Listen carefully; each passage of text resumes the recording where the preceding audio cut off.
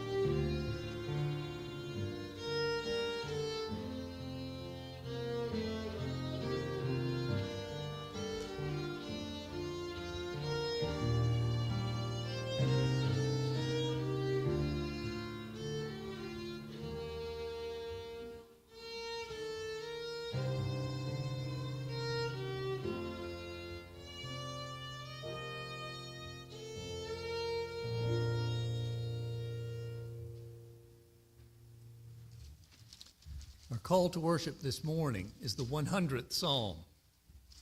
Make a joyful noise to the Lord, all the earth. Serve the Lord with gladness. Come into his presence with singing.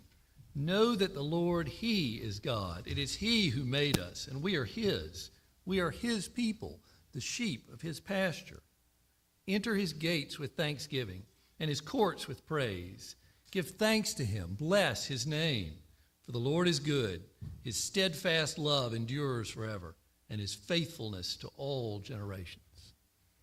Let's sing now of his steadfast love and his enduring faithfulness from the Trinity hymnal, number 95, Though Troubles Assail Us. Please stand with me and sing. Trinity hymnal 95.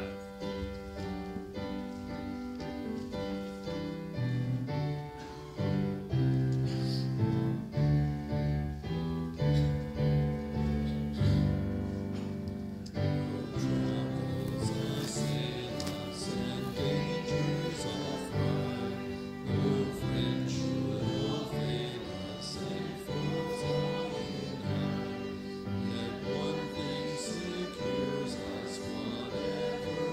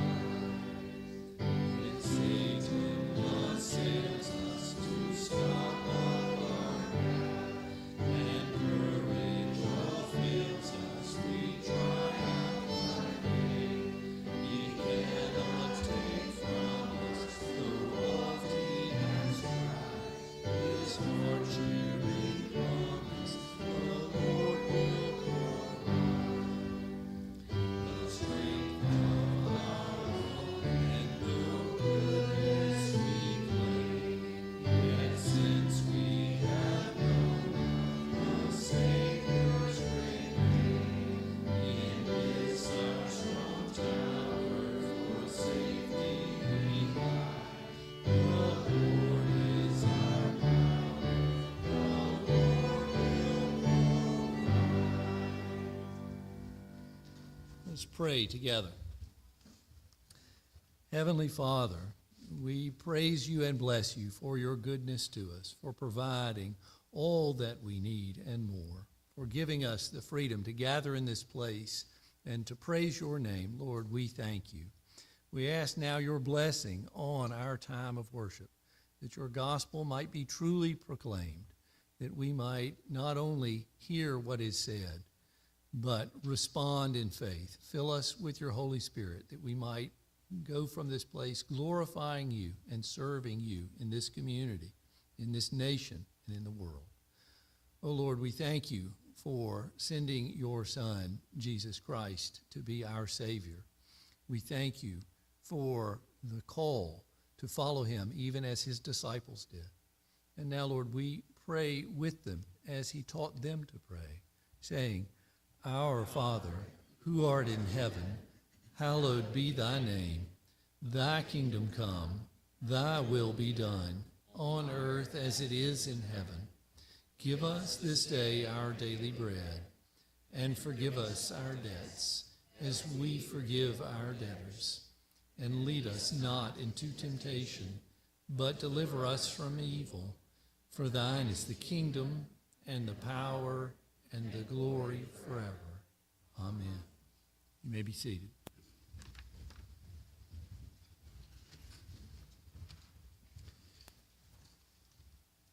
You'll find printed on the second page of the bulletin a confession of sin. This is a prayer we will all pray together in unison. So please, pray with me. O my Savior, help me. I am slow to learn, prone to forget, and weak to climb. I am in the foothills when I should be on the heights. I am pained by my graceless heart, my prayerless days, my poverty of love, my sloth in the heavenly race, my sullied conscience, my wasted hours, my unspent opportunities. I am blind while the light shines around me. Take the scales from my eyes, grind to dust my heart of unbelief.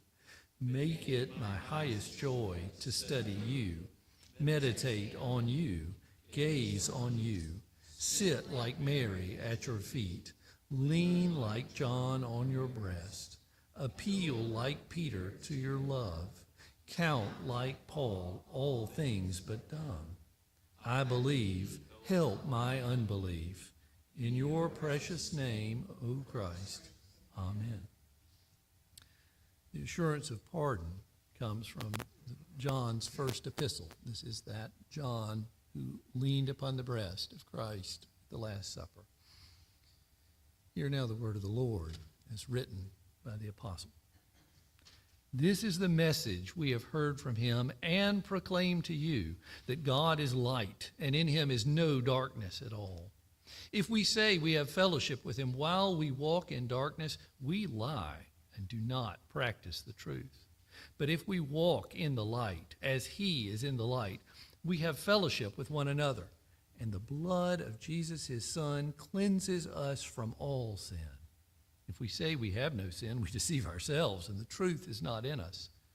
If we confess our sins, he is faithful and just to forgive us our sins and to cleanse us from all unrighteousness. This is the word of the Lord. Thanks be to God. Please stand now for the confession of faith. This is taken from the Heidelberg Catechism. I will read the question, and we will respond in unison. Christians, what is your only comfort in life and death? That I am not my own, but belong with body and soul, both in life and in death, to my faithful Savior, Jesus Christ. He has fully paid for all my sins with his precious blood, and has set me free from all the power of the devil. He also preserves me in such a way that without the will of my heavenly Father, not a hair can fall from my head. Indeed, all things must work together for my salvation. Therefore, by his Holy Spirit, He also assures me of eternal life and makes me heartily willing and ready from now on to live for him. You may be seated, and the children may now come forward for the children's sermon, but not with Elder Joel Reed. Pastor Jim Mitchell will be pinch hitting.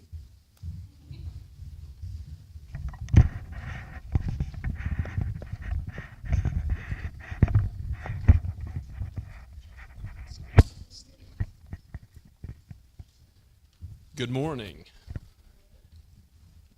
This morning, I want you to pay attention to God's Word. We're learning about who? Do you remember in Genesis? Isaac, correct.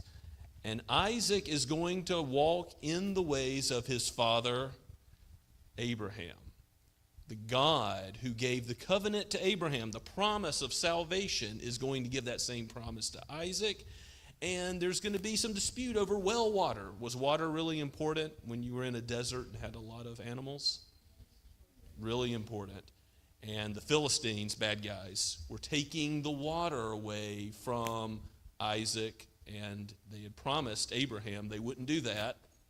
But you know what Isaac is going to do? He's going to be wise. He's going to be wise in how he gets those wells back again. And he's going to deal with the Philistines in a way that reflects he's got a changed heart. God has given him salvation, and because of that, because he trusts in God, it's going to reflect on how he deals with even people who don't believe in God, these bad guys, the Philistines. Let's pray together and thank God for how he changes us. Oh Lord, this is your word, and we pray that each one of these young ones today would be guided by it, not only to know Christ and salvation, but also to live in a way that is before the watching world as salt and light, as a blessing to society in the place where you have put us. We pray all this in Jesus' name. Amen. Thank you.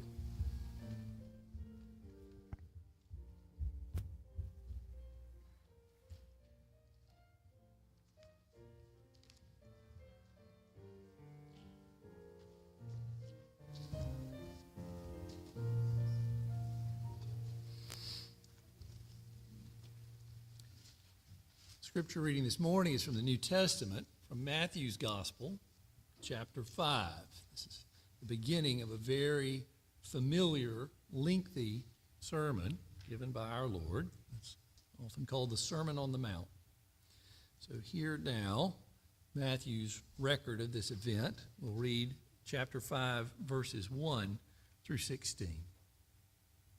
Seeing the crowds, he, that is Jesus, went up on the mountain. And when he sat down, his disciples came to him, and he opened his mouth and taught them, saying, Blessed are the poor in spirit, for theirs is the kingdom of heaven. Blessed are those who mourn, for they shall be comforted. Blessed are the meek, for they shall inherit the earth. Blessed are those who hunger and thirst for righteousness, for they shall be satisfied. Blessed are the merciful, for they shall receive mercy. Blessed are the pure in heart, for they shall see God. Blessed are the peacemakers, for they shall be called sons of God. Blessed are those who are persecuted for righteousness' sake, for theirs is the kingdom of heaven. Blessed are you when others revile you and persecute you and utter all kinds of evil against you falsely on my account. Rejoice and be glad, for your reward is great in heaven. For so they persecuted the prophets who were before you. You are the salt of the earth. But if salt has lost its taste, how shall its saltiness be restored? It is no longer good for anything except to be thrown out and trampled under people's feet. You are the light of the world. A city set on a hill cannot be hidden. Nor do people light a lamp and put it under a basket, but on a stand, and it gives light to all in the house. In the same way, let your light shine before others, so that they may see your good works and give glory to your Father who is in heaven.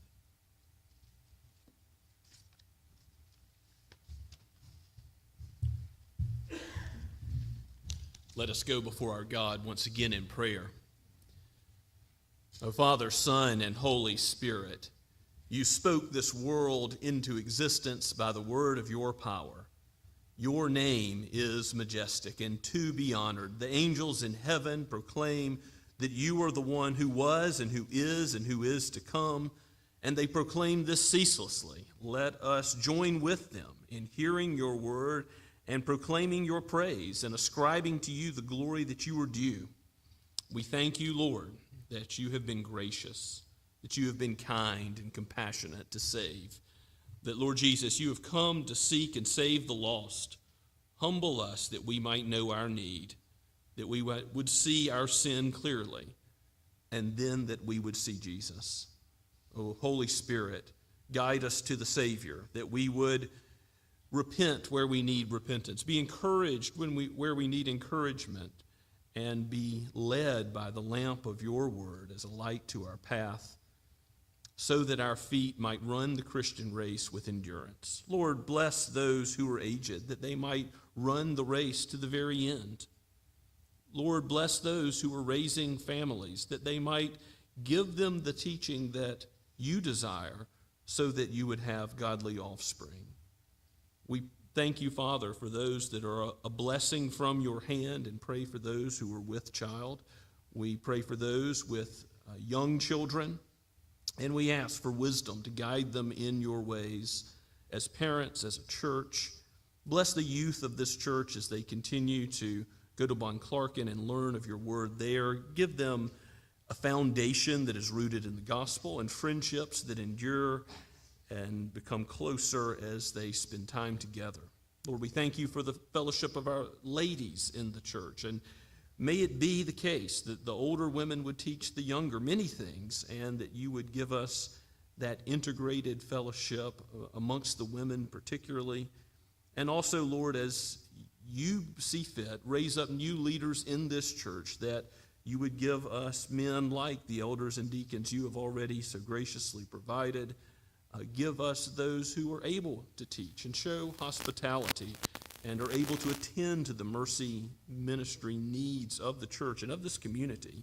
We pray that you would do this, upholding your gospel, that you would give us faithfulness to your word always, neither adding to it or subtracting from it.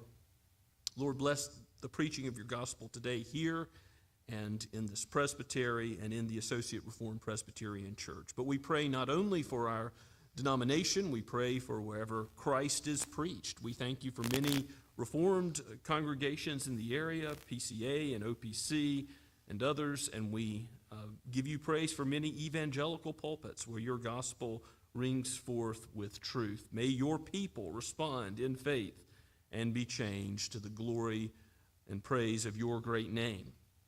We thank you for our brothers and sisters in Shem Creek and continue to lift them up. We pray not only for them as a congregation, but for Pastor Ben and his wife Emily, and that you would uphold them and keep them from attacks by the evil one, and for their leadership as well.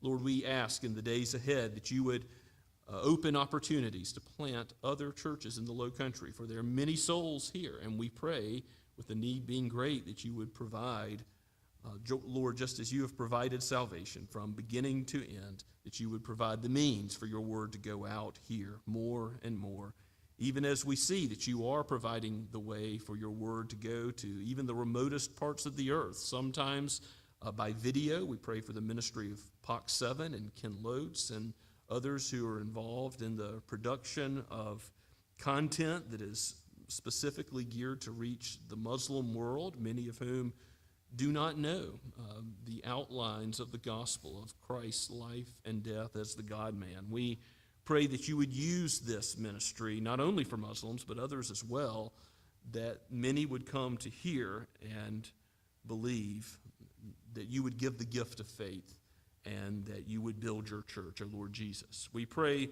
that your Spirit would be active, and that you would be doing the work of building your church through the international student ministry of the Andes, through the Robolos stateside ministry as well. And Lord, we lift up the seed ministry in Africa for Lee Shellnut and the Goodmans and others.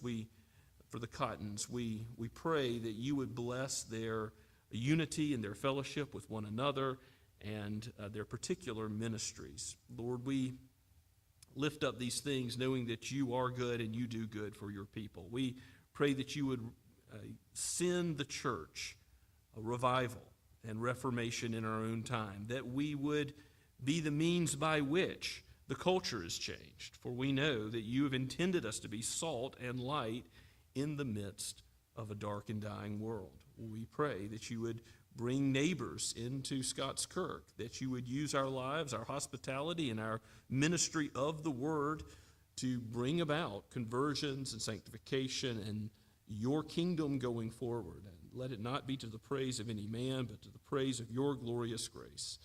We thank you, Father, that you have given those who rule in authority. We pray that you would restrain their hands from evil and cause them to do good as you steer the king's heart like a watercourse wherever you wish. You are sovereign.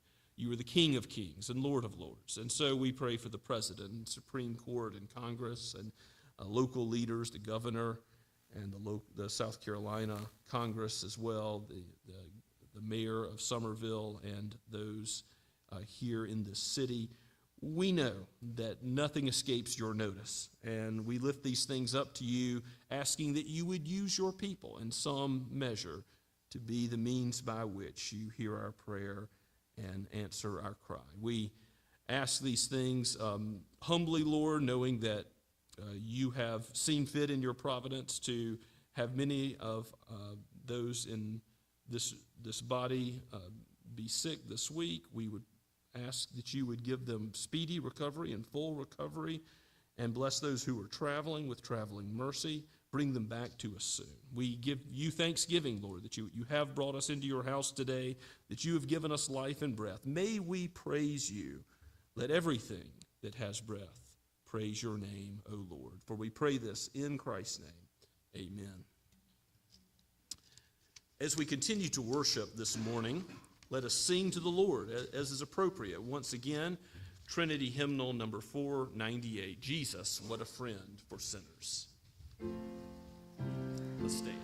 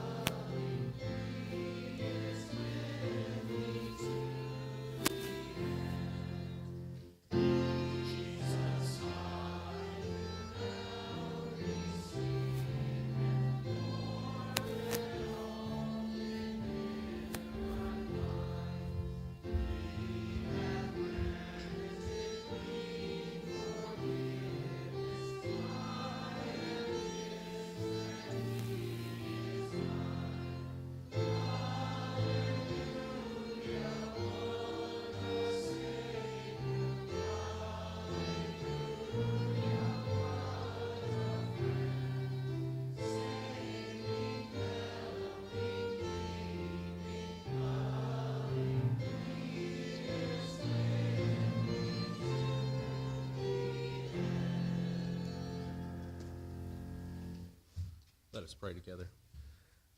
Lord, Heavenly Father, Lord, Son, Holy Spirit, Jesus, we stand in awe of your infinite sacrifices. You've given us your beloved Son, Jesus, for our salvation. And as we give our tithes and offerings, help us to remember that our sacrifices, no matter how small, they're just but echoes of your great love for us. We ask that you instill in us that our giving be a reflection of that deep impact of your selfless sacrifice.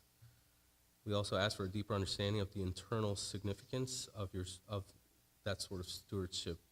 Ignite within us a passion to use our tithes and offerings for the advancement of your kingdom. We ask these things in the name of our Lord and Savior, Jesus Christ. Amen.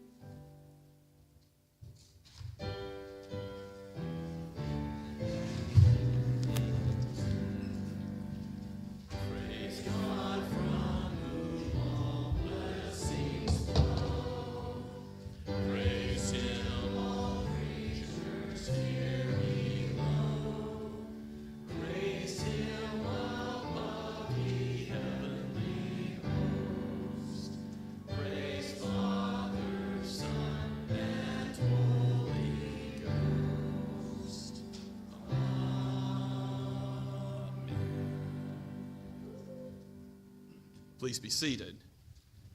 And just a reminder, we do have plenty of those ESV pew Bibles that we're not putting in the pews because we realize that many people want to use an electronic device or bring their own copy of God's Word. But if you do need one of those ESV Bibles, please feel free to go back and get one.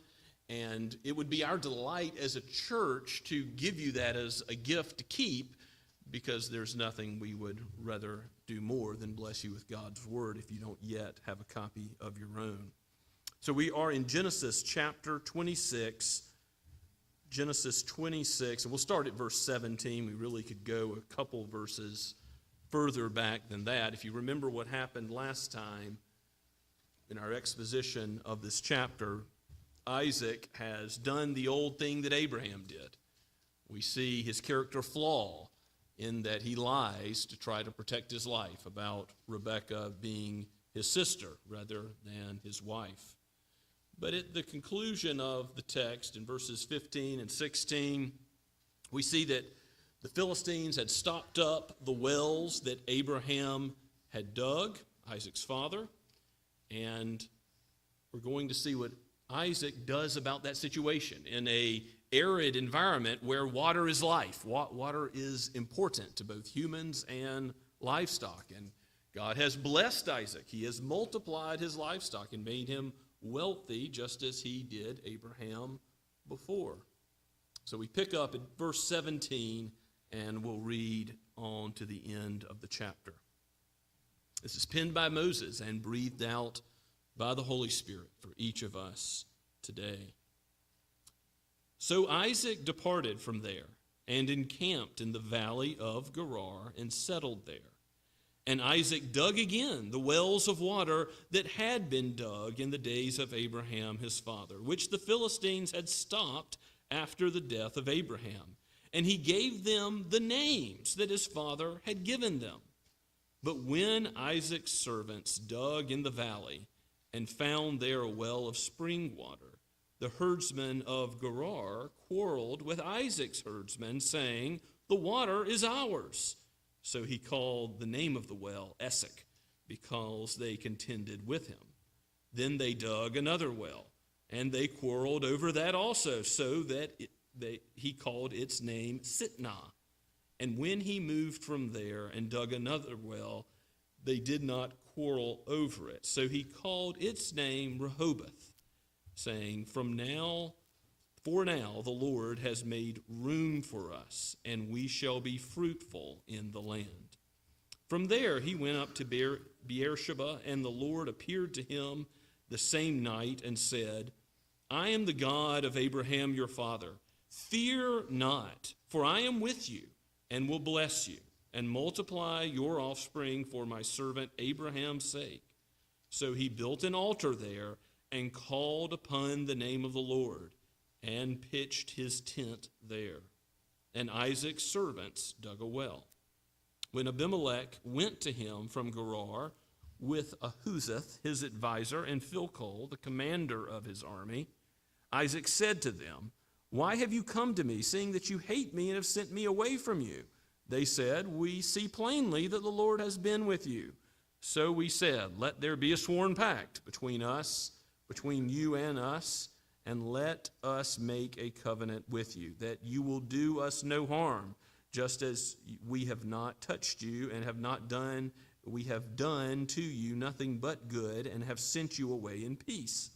You are now the blessed of the Lord. So he made them a feast, and they ate and drank. In the morning they rose early and exchanged oaths, and Isaac set them on their way and departed from him in peace. That same day Isaac's servants came and told him about the well that they had dug, and said to him, We have found water. He called it Sheba, for the name of the city is Beersheba to this day. When Esau was 40 years old, he took Judith, the daughter of Beri the Hittite, to be his wife, and Basemath, the daughter of Elon the Hittite, and they made life bitter for Isaac and Rebekah. Let's pray together. O Holy Spirit, this is your word. We need the living water, the water that never runs out, even Christ himself. Show us our need and show us Christ, for we pray in his name. Amen. So Isaac gets his character flaws exposed in the reality of Scripture, telling us about who he really was. But it also tells us of his covenant faithfulness here. We see his faith living out what it means to be Abraham's offspring. Not in terms of ethnicity, but in terms of spiritual reality. The God of the covenant has graced him, and he is going to deal wisely with these Philistines who are breaking their word to Abraham. I don't know if you remember back in chapter 21, at the end of the chapter, Abraham made a treaty with the Philistines. You even have the same commander name, Philcol, come up. So it's not as if there has not been an agreement about the precious water and the resources and how they would be used, between Abraham and his offspring and the Philistines and their offspring. No, an agreement has been made, but it's been broken. The Philistines had filled in Abraham's wells. That was in verses 15 and 16 and repeated at the beginning of our text. So if you go back to verse 17, it says, Isaac goes and settles in Gerar, southern Holy Land, still in Canaan, and he digs again, verse 18, the wells of water that had been dug in the days of Abraham, his father, which the Philistines had stopped up. So Isaac is quietly redigging the wells, and then he goes further. Now it shows that he is following in Abraham's footsteps. He gave them the names that his father had given them. So by naming the wells, he's showing authority over them. You only name something when you have the right to do it. And that is implicitly asserting Isaac's right as Abraham's offspring to use these resources, which the Philistines have said either they're stopping up or are their own. And we see in verse 19, Isaac's servants dig in the valley and find a new well of spring water, and that leads immediately to a quarrel with the Philistines again, as they have quarreled before with Abraham about well water. The herdsmen of Gerar quarreled with Isaac's herdsmen, saying, the water is ours. They want this spring for themselves. A fresh spring is the easiest way to get water, and they call the name of the well Esek, which means contention. There's one contention, then another. Verse 21, they dig another well. They quarreled over it also, and called its name Sitnah, which means enmity or strife, another place name that memorializes the conflict that Isaac is facing. So what is he going to do as a believer? As the one graced by God, and yes, who is imperfect, who hasn't lived by faith in all of his ways, as we saw earlier in the chapter, but now God is going to give him wisdom and give him grace to deal with unbelievers, Philistines, who are improperly treating him and his people. So Isaac says in verse 22, when he digs another well, and there is no quarrel, he's going to name it Rehoboth and say to, essentially, this is the Lord providing us a broad space, a place where there is plenty of room. The name Rehoboth means plenty of room or broad space. He could have asserted his rights. He could have said, well, we deserve all these wells, and they did. But instead he says, look, there's room for us. We have this well, and there's not contention over it. And for right now, he is quiet about asserting his rights before unbelievers. But we see what goes on in verse 23 and following. He goes to Beersheba, which Abraham had already named. This city, the Lord appears to him and in Beersheba and says essentially what he said earlier in the chapter, a restatement of the covenant promises. I am the God of Abraham, your father. Fear not. Well, that's significant. God oftentimes strikes fear into the human heart when there is an appearance to sinful man. Woe is me, I am undone, a man of unclean lips amongst the people of unclean lips.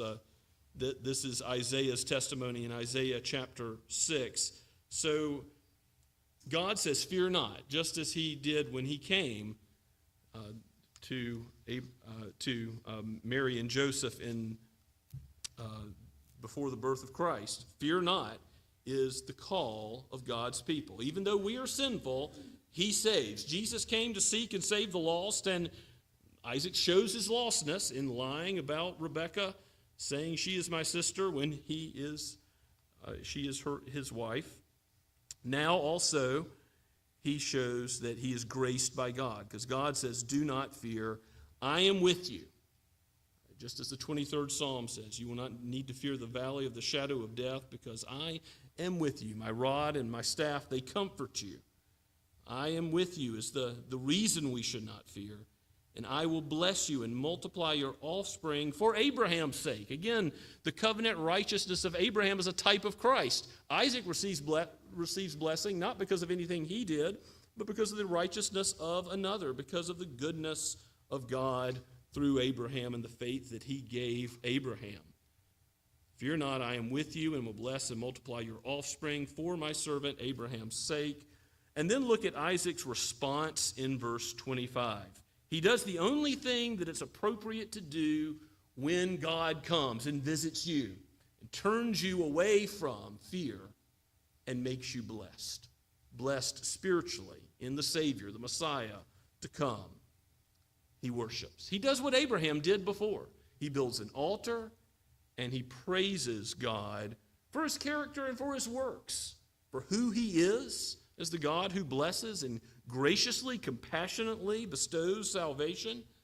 And he praises him for what he's done in prospering Isaac and giving him the resources that he needs of water, and as he's about to provide for him in how he deals with the Philistines. He worships, and as Psalm 150 and that fireworks of praise that ends the Psalter says, let everything that has breath praise the Lord. It's appropriate as we come into God's house. Now, I know you might be getting over some sickness, and if that's the case, you might not have breath. But if you have breath, praise the Lord.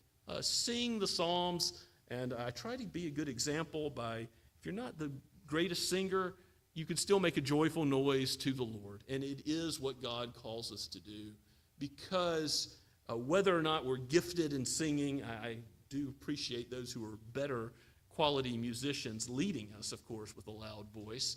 But every member of the body ought to sing God's praises. Let everything that has breath praise the Lord. If we do not praise him, the stones would praise him, Jesus says as he enters Jerusalem. Indeed, it is right that Isaac praises the Lord, and it's right for us to praise the Lord, not only on the Lord's day, but as we go through the week, as you're making your drive to work, as you're taking your child to the Little League or soccer field. Praise the Lord. Have this in your mind. Be shaped by the Scripture. If you need examples of praise that cover, by the way, all the spectrum of human emotion, where can you look? Look to the Psalter, 150 Psalms, the hymn book of God's people, which looks forward to the coming Messiah, is full of Christ. Some songs very clearly and explicitly, but all songs being sung about the Christian life. Many of those having to do with dark times, difficult times. That's something that I think the Psalter offers that modern hymn books are not as strong on. The Psalms have psalms like Psalm 88, where the psalmist says, darkness is my only friend. If you know that kind of darkness, that kind of downcast soul, God has a refrain for you in the Psalter so that you would be brought to sing his praise again. Isaac praises the Lord, and what do you know? God uses his praise as the means by which he continues to change him and shape him to be the person he would have him to be. And now Abimelech comes to him. Abimelech goes to him with an advisor and the commander of his army, verse 26. And Isaac gives some blunt conversation back to them in verse 27. Now is the time to speak. Remember, wisdom is knowing the situation and how God's word applies to it. When to speak and when not to speak. And now Isaac speaks. He's been quiet, but now he says, why have you come to me, seeing that you hate me and have sent me away from you? What's he talking about? They've been driving him away from wells and contending about wells with Isaac's servants. So now Isaac's going to say, okay, we've got a contention. What are we going to do about it? They said, verse 28, we see plainly that the Lord has been with you. So we said, let there be a sworn pact between us, between you and us, and let us make a covenant with you. Well, that's a good idea, isn't it? The same covenant they had already made with Abraham. And yet it needs renewal because it's been broken. It needs to be said again, even though the Philistines have already promised with Abraham about the well water in question. So what happens is that Isaac agrees to this, and they will do no harm to Isaac, they say in verse 29, and send him away in peace. You are now blessed of the Lord. They recognize something, even as unbelievers, of Yahweh's blessing upon him, surely from how God has prospered him and made him wealthy. Those outward things being what they notice, perhaps, even though the most important thing is the inward thing. The heart worship that Isaac has just brought before the Lord, that's the most important thing. The way he has been prospered by the Lord to the uttermost. And verse 30 ratifies the covenant. You have a covenant feast in this human-to-human covenant, this treaty. It's not like a covenant that God makes, which is always sovereignly administered. God tells you what the terms of the covenant are. You don't bargain with God. But here, humans, Isaac and the Philistines, they come up with their agreement, their treaty, and then they solidify it, ratify it by eating and drinking together. They had a fellowship meal where everything was hammered out. And it says in verse 31, in the morning they rose early and exchanged oaths. And by the way, there is a place for lawful vows and oaths, just as when you become a church member or when you take someone to be your lawfully wedded spouse. You give lawful oaths before God. And there's a section in the Westminster Confession of Faith, lawful oaths and vows. If you have questions about where in the Bible does it give examples of lawful oaths and vows, here's one, and there are many others. So when Jesus says, don't swear at all, don't swear by the temple, don't swear by the gold of the temple, he's not excluding all use of oaths rightfully before the Lord. Here, Isaac makes an oath acceptable before the Lord with unbelievers, dealing with them wisely. They rise early in the morning to get right to it. This is what's important. They're going to exchange oaths with one another for peace. Romans chapter 12, verse 8. It was the focus verse this morning. I just printed at the beginning of the bulletin. Romans 12, verse 18 says, as far as it depends on you, live peaceably with all men. This is Paul's command to the church. And Isaac is, in many ways, a shining example of this verse because he is, as far as it depends on him. He can't control what the Philistines do if they choose to make war over water. But he's going out of his way not to demand his rights. And then when it's appropriate to stand up and say something and make a covenant of peace, he's going out of his way to be a peacemaker. We read that beatitude, blessed are the peacemakers, which ultimately means blessed is God, because he's made peace with us by the blood of Christ on the cross. But we are like him when we make peace, and yes, we can make peace on a human level with other unbelievers, that they might see how we are salt and light in the culture, how we do bless a community, as Jeremiah is called to be a blessing in the land of exile where the Israelites are for a time. So we are to be elect exiles, living in a place that's not our home. 1 Peter enjoins. And we are to live out this kind of goodness before all men in a way that shows the glory of our Father in heaven. Shows that we are connected to the one who is the light of the world. So the place where they exchanged oaths is called the place of the oath, the well of the oath, rather. And Isaac's servants, they come and they find water and they call it Sheba. And then we're told, again, the name of the city is Beersheba at the end of verse 33. Well, Abraham has already named it Beersheba, but Isaac renames it. This doesn't surprise us. Some commentators have said, well, this looks like an error. It's saying that Abraham is named the well and that Isaac is named the well. Which is it? Is it, a bumbling redactor who's put in two accounts of the same thing?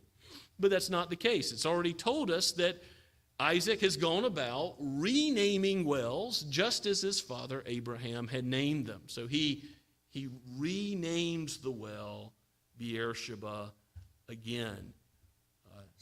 Shabbat, meaning the word for oath, and now the name of Beersheba becomes apparent again as oaths are made, again with the Philistines, to rectify this situation. Now, the end of the chapter comes with some ominous words of what we'll find in the future. As Jacob and Esau, we've already seen their conflict from the womb, and we're going to see how that's going to lead to favoritism, partiality between parents, and there's going to be more sin on the part of Isaac and Rebekah's part. Even though God has called them to be his own, they're still imperfect sinners that are made saints, but still they stumble and fall. But we do see their reaction to what Esau does. Their reaction is a godly reaction. Their reaction to Esau taking 2 Hittite women to be his wife. Well, first of all, that's polygamous. Now, that's a sin that many in the Old Testament end up engaging in, but it's never condoned by God. From the beginning, he made them male and female, one husband, one wife, with Adam and Eve. He does not condone polygamy. But worse than that, Esau takes foreign women to be his wives. And it's not about ethnicity. There's no place for racism in God's church. There's no place for partiality based on ethnic background or skin color or anything else. But the reason God told his people, and again, he will tell his people many times in the Pentateuch not to take foreign women as their wives, is a religious reason, so that they won't be swayed to worship the idols of those all around them.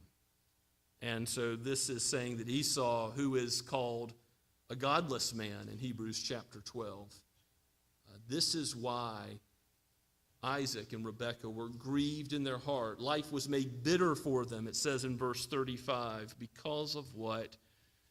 This very significant decision that Esau made, what he did in taking these foreign women to be his wives. It's the right reaction for God's people to mourn such a thing. And this shows you that even when you're blessed by God in many respects, Yahweh has blessed Isaac, hasn't he? You're not blessed in all respects. There's still trials, there's difficulty, there's suffering in this life for God's people. And to remember that just because you were blessed by God and ultimately eternally blessed and nothing can separate you from Christ's love, it is still the case that you're going to have conflict with unbelievers you're going to be called to deal with. You're going to have possibly even a child go astray, make a significant decision that if they're a believer in Christ is still the wrong decision. And you're going to see that God calls you to face those trials. May God help us to live our lives as Isaac on his best days is living. As we'll see ahead, he stumbles and falls again. May God give us light to shine before a watching world as we deal with our neighbors. Let's pray together. O Lord, let us teach one generation to the next to fear you, to not be like Esau, focused on himself, but Lord, focused on your glory.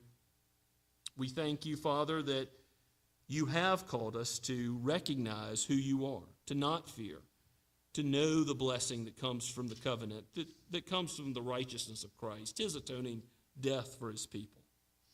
May it be that we teach this as Abraham and Isaac bequeath it. So also you were the God of Abraham, Isaac, and Jacob, and you make us the children of Abraham as you come and seek and save us, lost men, and draw us into your kingdom. Would you do that for our offspring, for our neighbors, as we speak the gospel and attempt to live out the gospel in faithfulness before them? Aid us by your Spirit to do so. For the sake of your great name, we pray in Jesus' name. Amen. And let's stand and respond to God's word now with praise, as is appropriate. Onward Christian Soldiers, number 572 in the Trinity hymnal.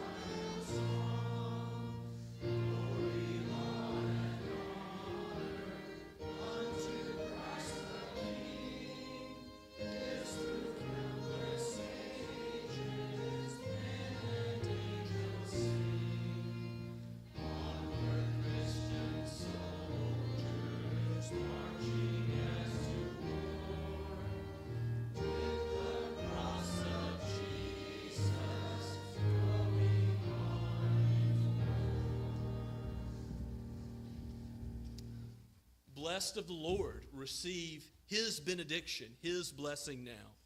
Now to him who is able to keep you from falling and to present you without fault before his glorious presence with great joy, to the only God, our Savior, be all glory, majesty, power, and authority through the Lord Jesus Christ before all ages, now and forever. Amen and amen.